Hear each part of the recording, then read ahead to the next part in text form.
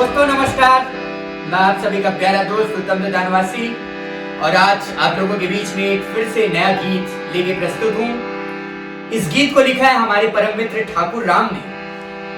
संगीत तैयार किया है मैंने, आपके प्यारे दोस्त उत्तम दानवासी ने।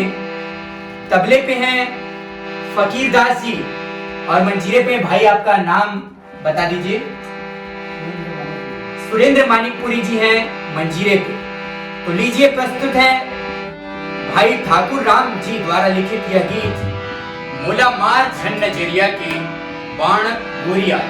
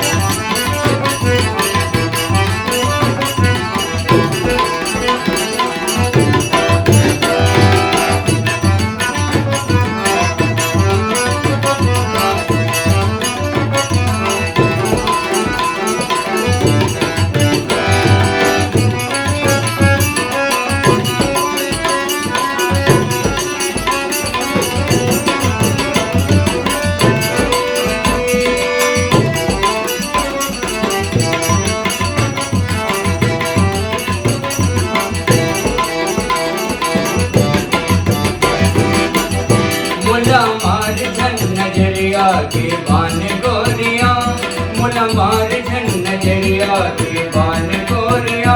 मुझसे चेहरा जग चौपा थोड़िक मुर्दे माँ,